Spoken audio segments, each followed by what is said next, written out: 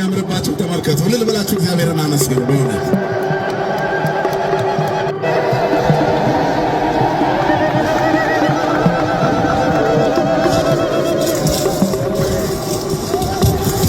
የማይታመን ደስ የሚል ዜና ተሰምቷል። ዶክተር ሳሙኤል ታፈሰ ለዘማሪ ገብረ ዮሐንስ ሰርፕራይዝ ሊያደርጉት መሆኑ ተሰምቷል። መኪና ሹፌር እና የቤት ቻሌንጅ ለማስጀመር ነው። እኔም በጣም በአቅሜ እየጣርኩኝ ነበረ። በጣም ደስ ብሎኛል። መኪናና ሹፌር የሚገዙ ካምፓኒ ተገኝተዋል። በጣም ደስታ ተሰምቶኛል። እስካሁን አሳ ድረስ በጣም እየተፈተኑ ይገኛሉ። ገደል ለገደል ለምትንከራተተው እናቴ ውሃ እያጠጣው ነው። ይሄን ሁላ ነገር ሳረግ ደግሞ ማንም ሰው ፋይናንሻሊ አግዞኝ ሳይሆን እዚህ ጋር ማግኘትን ብር ነው ወስጄ ለወገኖቼ ማካፈል። በዚህ ሰዓት አቶ ትዝታው ሳሙኤል በ3 ወንጀሎች እንደተከሰሰና እንዲሁም ደግሞ ከሀገር እንዳይወጣ እገዳ እንደተጣለበትና የባንክ አካውንቱም እንደታገደ ተሰምቷል። ሰላም እንዴት ቆያችሁ? በሌላ ቪዲዮ ተመልሻለሁ። ዳኒ ከዘማች ላይ በዛሬው ቪዲዮአችን የሰሞኑ አስደሳቹ የዘማሪ ገብረ ዮሐንስ ሰርፕራይዝ የጆን ዳንኤል የሰሞኑ ቅሬታና የቀድሞ የኦርቶዶክስ ቤተክርስቲያን አገልጋይ የነበረው የትዝታው ሳሙኤል በወንጀል ተከሶ ከሀገር መጥፋቱ በዛሬው ቪዲዮአችን የምንዳስሳቸው ዋና ጉዳዮቻችን ይሆናሉ። ሁሌም እንደምለው ቪዲዮን ከመጀመራችሁ በፊት የላይክ ምልክቷን ጫን ማድረግ እንዳትረሱ። ለአዲስ ከሆናችሁ ደግሞ እዛው ጋር ሰብስክራይብ አድርጋችሁ ቤተሰብ መሆኑን እንዳትረሱ። ቀጥታ ወደ ቪዲዮአችን እንሄዳለን።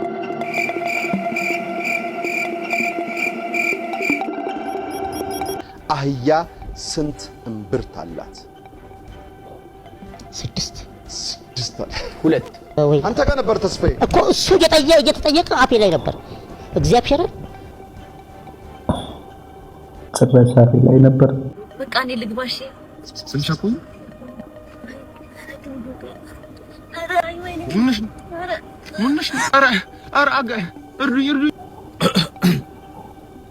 ወይዘሮ ነጻነት በ1954 ዓመተ ምህረት ተወልደው እንዲሁ ወንድ እንዳሳደዱ በ58 ዓመታቸው እዚህ ዓለም በሞት ተለዩ። ነፍሲማ በ58 ዓመታቸው አንቱ አንድ ዓመት ነው አሉኝም እንዴ? እስከዛሬ ሹገር ነው ተጣጣውት ነበር። አንቱ አላላትም ድሮ። የማይታመን ደስ የሚል ዜና ተሰምቷል። ዶክተር ሳሙኤል ታፈሰ ለዘማሪ ገብረ ዮሐንስ ሰርፕራይዝ ሊያደርጉት መሆኑ ተሰምቷል። መልካምነት ለራስ ነው። ብዙዎቻችን በበጎ አድራጎት ስራዎቻቸው ሲረዱ የምናውቃቸው የሰንሻይን ሪል ስቴት ባለቤት የሆኑት ክቡር ዶክተር ሳሙኤል ታፈሰ ለተወዳጁ ዘማሪ ገብረ ዮሐንስ ገብረ ጻዲቅ የመኖሪያ ቤት ስጦታ ሊያበረክቱለት እንደሆነ መረጃዎች እየወጡ ነው። የቅዱስ ገብርኤል ወዳጅ የሆኑት ዶክተር ሳሙኤል ይህንን ታላቅ የምስራች ይዘው ብቅ ማለታቸው ብዙዎችንም አስደስቷቸዋል። ክብር ለሚገባቸው ክብርን መስጠት ማለት ይሄ ነው። እናንተ ምን ትላላችሁ? ሐሳባችሁን በኮሜንት ላይ አጋሩኝ። ምን እንላለን እኛ? ደስታ እንጂ ቀላል ደስ ይላል።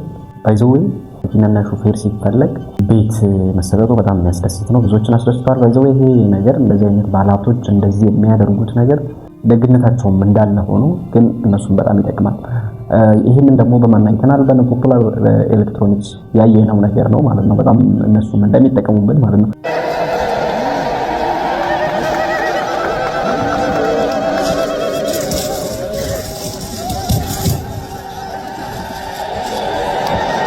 በቅዱስነታቸው ተባርኮ የክብር ካባ ቤተክርስቲያን ላገለገሏት ለልጆቿ ትሰጣለች። በቅዱስ አባታችን እጅ ይከብራሉ። እንዴት እንደሚያምርባቸው ተመልከቱ። ቤተክርስቲያን ያከበረቻቸው እንዴት እንደሚያምርባቸው ተመልከቱ። ልል ብላችሁ እግዚአብሔርን አመስግኑ በእውነት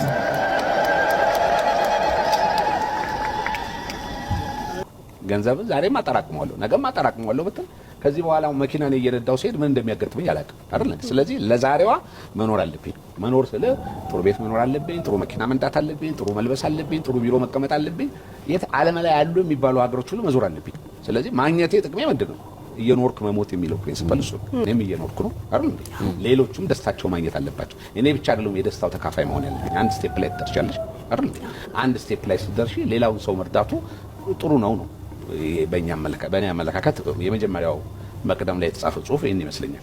ማማቆም የፍላጎቱ አይቆምምና ያው አቅምሽ ተቻለና ጉልበት እስከሰራ ድረስ መስራት የሚለውን ዓላማ መቀበል ብቻ ነው ያለው። እንበለ 20 ዓመት ያገለገለ ሰራተኛ ኮከብ ሰራተኛ ባይሆን ዘበኛ ሊሆን ይችላል፣ ጽዳት ሰራተኛ ሊሆን ይችላል። 20 ዓመት ካገለገለ ድርጅቱ 40% ከበር ያደርጋል፣ እነሱ 30% ከበር ያደርጋሉ። እኛ ደግሞ 30% ከበር እናደርግና ባለቤት እናደርጋቸዋለን። ግን እግዚአብሔር ፍቃድ ሆኖ አሁን የደረስኩበት ደረጃ ሲደርስ የመጀመሪያው ዓላማ የነበረው መማር ለማይችሉ ሰዎች መማር እንዲችሉ ማድረግ።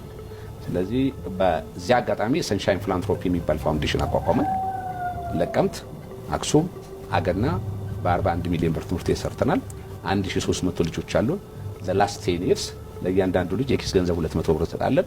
ዘ ላስት 10 years በየወሩ 850 ሺህ ብር እናወጣለን። 850 ሺህ ብር እያወጣን እነዚህ ልጆች ትምህርት ቤት እንዲማሩ፣ ከዚህ ሌላ ዩኒፎርም እንሰጣቸዋለን። ቴክኒክ ትምህርት መማር ካለባቸው እንዲማሩ እናደርጋለን። ስለዚህ ይሄን በማድረጋችን ያቺ የነበረችን 7ኛ ክፍል ስማር የነበረችብኝን ቁጭት የተወጣው መስሎኛልና በዚህም ደስተኛ ነኝ። ይሄ ነው እንግዲህ ፊላንትሮፒውን ያቋቋምንበት አንዱ ምክንያት። በእውነቱ ደስ ይላል። ባለሀብቶቻችን እንደዚህ እኮ ብታደርጉ እኛም እኮ ካለ እናንተ የለንም፣ እናንተም ካልኛ የላችሁም። በእውነቱን ለመናገር ምክንያቱም አንድ ባለሀብት የሚሰራውን ስራ ህብረተሰብ ካልተጠቀመበት እሱ የሀገሩ ዜጋን በእንደዚህ አይነት መንገድ ካረዳበት ባለሀብትነቱ ትንሽ አጠያያቂ ነው። እንደዚህ ችግረኞችን ካረዳበት ማለት ነው። ምክንያቱም ለነሱም በህብረተሰቡ ዘንድ ያላቸውን ቫልዩ ይጨምርላቸዋል። ቅድም እንደነገርኳችሁ ሁላ ለምሳሌ ፖፑላር ኤሌክትሮኒክስ ባለፈው በሸለመው መኪና ብዙ ሰዎች ያንን ካምፓኒ የማያውቁት ሰዎች አውቀውታል። በጣም ፌመስ ሆኗል ፖፑላር ኤሌክትሮኒክስ ማለት ነው። በዛ ቻሌንጅ ምክንያት በሸለመው ሽልማት ምክንያት ማለት ነው። እና እናንተም በምትሰሩት ስራ ህብረተሰቡን ትጠቅማላችሁ፣ እናንተም በዛው ደግሞ ትጠቅማላችሁ። በጣም በእውኑ ጥሩ ነገር ነው። እንደዚህ አይነት ችግሮቻችንን እናንተ እንደዚህ ብትረባረቡበት ቀላል በሆኑ ነበር። አመሰግናለሁ። በጣም ነው የምታምሩት።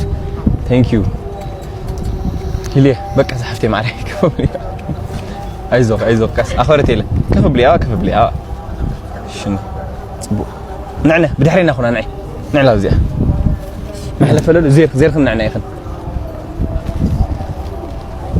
هنا بيت እንደምን አለ እግዚአብሔር ይመስገን ደህና ነኝ በጣም ደህና ነኝ። ዛሬ እንግዲህ የተገናኘ ነው የመኪና ሹፌር እና የቤት ቻሌንጅ ለማስጀመር ነው። እኔም በጣም በአቅሜ እየጣርኩኝ ነበረ ደግ ባለሀብቶችን ለማግኘት ለመድረስ እየሞከርኩኝ እየደወልኩኝ ነበርና በጣም ደስ ብሎኛል። መኪናና ሹፌር የሚገዙ ካምፓኒ ተገኝተዋል። በጣም ደስታ ተሰምቶኛል። ጾም ሆነ ይልልን አይሎ ቀውጢና አይኖ ጾም ሆነና እንዳውም ቅድም እግረ መንገድህን አጨበጨብኳል ትንሽ ለምዶብኝ እጄ ደግሞ አንዱ ክራር አንዱ ማይክ ስለያዘ የት ላርገውና በትንሹ እንዲቻርገ ነበር። ስርዓቱን ስላፈረስን ይቅርታ እንጠይቃለን። እግረ መንገዳችን ይቅርታ እንጠይቃለን። እንግዲህ ደስ በሚል ሁኔታ በስንቶች ዘንድ በጣም ሲጠበቅ የነበረው የመኪናና የሹፌሩ ጉዳይ ካምፓኒ ተገኝቷል። አሁን የሚጠበቀው ከኛ ቻሌንጅ ላይ መደራረብ ብቻ ነው። በተጨማሪም ሌላ ነገር ይዞ መጥቷል። የቤቱ ጉዳይ ማለት ነው። ማለት ቅድም እንደነገርኳችሁ ሁላ ቤት ሁላ ሊሰጡት እንደሆነ ተናግረዋል። ይሄ በእውነቱ በጣም የሚያስደስትና ደስ የሚል ነገር ነው። እስኪ ከሰሞኑን ደግሞ የቀድሞ የኦርቶዶክስ ቤተክርስቲያን ዘማሪ የነበረው አሁን ላይ ደግሞ ፓስተር የሆነው ክስ ቀርቦበት ፓስተር ትዝታው ሳሙኤል ክስ ቀርቦበት የተለያዩ ነገሮች በሱ ዙሪያ እየተወሩ ይገኛሉ። እስኪ ቪዲዮ ተሳይቶ እዚህ ሰዓት አቶ ትዝታው ሳሙኤል በ3 ወንጀሎች እንደተከሰሰና እንዲሁም ደግሞ ከሀገር እንዳይወጣ እገዳ እንደተጣለበትና የባንክ አካውንቱም እንደታገደ ተሰምቷል። አቶ ትዝታውም በአሁን ሰዓት የቀረበበት ክስ እንግዲህ ድንግል ማርያምን ቅዱሳንን በመሳደብ ቅዱስ ታቦትን በማንቋሸሽ አባቶችን በመሳደብና የቤተ ክርስቲያኒቱን መጻሕፍትን በማብጠልጠል እና በሌሎችም ወንጀሎች ላይ ሲሆን የጥላቻና ሐሰተኛ መረጃ ስርጭትን ለመከላከል በወጣ ዋና አዋጅና በሌሎች ሕጎች መሰረት ተደርጎ የተለያዩ ክሶች እንደቀረበበት ተሰምቷል። እውነቱን ለመናገር አንዳንድ ሰዎች ሃይማኖታቸውን ሲቀይሩ የሚያደርጉት ነገር ትንሽ የሚያቃቅሩ ናቸው። ሰውን ከሰው ጋር ህብረተሰብን አብሮ ለመኖር በጣም የሚያደርጉት ማለት አስጠሊ ነገርን በህብረተሰብ መካከል በፍቅር አብሮ የሚኖርን ህብረተሰብ እንዲጠላላ የሚያደርጉ ተግባራትን ያደርጋሉ። ለምሳሌ ፓስተር ትዝታው ሳሙኤል ትናንትና ኦርቶዶክስ ነበረ፣ ዛሬ ደግሞ ወደ ሌላ ሃይማኖት ሄደዋል። መሄዱ አይደለም ችግሩ፣ ከመሄዱ በላይ ደግሞ መሄዱ ያው የራሱ ማንም መፍቱ ነው፣ ሃይማኖት የግል ነው የሚባል ነገር ስላለ ማለት ነው። ነገር ግን እዛ ሄዶ ደግሞ ቀድሞ የነበረበትን ወደ ኋላ ተመልሶ መሳደቡ እንደዚህ አይነት ነገሮች ህብረተሰብንም አብሮ እንዳይኖር ያቃቅራሉ። ለትውልድ እንደቆጥሩ ነገር አይደለም ያስባሉ። አይታወቅም፣ ነገ ተመልሶ አሁንም ወደዚህ ሊመጣ ይችላል። ነገር ግን አሁን ላይ ካለበት ቦታ ሆኖ ደግሞ ቀድሞ የነበረበትን መሳደብ ምን ማለት እንደዚህ አይነት ነገሮች በእውነቱ ፌር አይመስለኝም። እንግዲህ ትክክል ነው ብዬ አላስብም። እስቲ እናንተስ ምን ትላላችሁ? ሀሳባችሁን ኮሜንት ሴክሽን ስር አሳውቁኝ። ቤተሰቦች ከስር ከወጣሁበት ጊዜ ጀምሮ እስካሁን ሰዓት ድረስ በጣም እየተፈተንኩ እገኛለሁ። አሁን ያለበት ማንነት ላይ ምክንያቱም እንከን ሲታጣ የድሮ ማንነቴን ያመጡ እኔን ለማሸማቀቅ የድሮ ቪዲዮዎች የድሮ ሪከርዶች ያመጡ እኔን ለማሸማቀቅ እኔን ስራ ለማስቆም ብዙ ስራ እየተሰራ ይገኛል። እናም ይሄን ሳምንት ላይቭ አልገባሁኝም፣ ቪዲዮም እየለቀቅኩ አልነበረም እና ችግሩ እኔ ጋር ነው ወይስ ችግሩ ከስራዬ ጋር ነው ብዬ ላይቭ አልገባሁም፣ ቪዲዮም እየሰራሁ አልነበረም እና ልክ ሳቆም ሁሉም ነገር ቆመ እና ምን ተረዳሁኝ? ችግሩ ከስራዬ ጋር ነው ማለት ነው። ስለዚህ እኔ የምሰራው ስራ ደግሞ የተራቡትን ማብላት ነው። ጎዳና ላይ ያሉ ህፃናትን ትምህርት እያስተማርኩኝ ነው። ውሃታ ገደል ለገደል ለምትንከራተተው እናቴ ውሃ እያጠጣው ነው። ይሄን ሁላ ነገር ሳረግ ደግሞ ማንም ሰው ፋይናንሻሊ አግዞኝ ሳይሆን እዚህ ጋር ማግኛትን ብር ነው ወስጄ ለወገኖቼ የማካፍለው። የማደርገውን ነገር ሁሉ የማደርገው ደግሞ ከሰዎች ምስጋናን ወይም ደግሞ ተቀባይነትን ለማግኘት ሳይሆን ለቀጣዩ ትውልድ አሻራዬን አሳርፌ መሄድ ስለምፈልግ ነው። ዛሬ ላይ የኔን ውሃ ጠጥቶ ያደገና ዛሬ ላይ እኔ ያስተማርኩት ልጅ ነገ ትልቅ ቦታ እንደሚደርስ አውቀዋለሁ። ለቀጣይ ትውልድ አሻራዬን ማሳረፍ ብቻ ነው አላማዬ። እኔን ደግሞ የተለያየ ውድድር ውስጥ ፉክክር ውስጥ ልከቱኝ የምፈልጉ ሰዎች እኔ ውድድሬ ከድሮ ማንነቴ ጋር ብቻ ነው። እኔ የምፈልገው የተራቡትን ማብላት፣ ጎዳና ላይ ያሉትን ህፃናት ማስተማር፣ የተጠሙ እናቶችን ውሃ ማጠጣት፣ ልጄን ማሳደግ ብቻ ነው። አብራችሁኝ የነበራችሁ ከጎኔ የነበራችሁ ሰፖርት ስታደርጉኝ የነበራችሁ ለምን ጠፋ አይዞ ሀሳብ ምንድነው የሚያሳየው የሆነ ቅሬታ እንዳለው ነው። ይሄ ደግሞ ለምንድነው የሆነው? ከሰሞኑን ከእስር ከተፈታ በኋላ ከአይ ቲንክ ከጃኒ ጋር የሆነች ቪዲዮ ወጣ ነበረ። ሁለቱም ሰሞኑን እንደ በፊቱ አይደለም ሶሻል ሚዲያው ላይ ማለት ነው። እነዚህ ነገሮች እንዳሉ ተናቸው።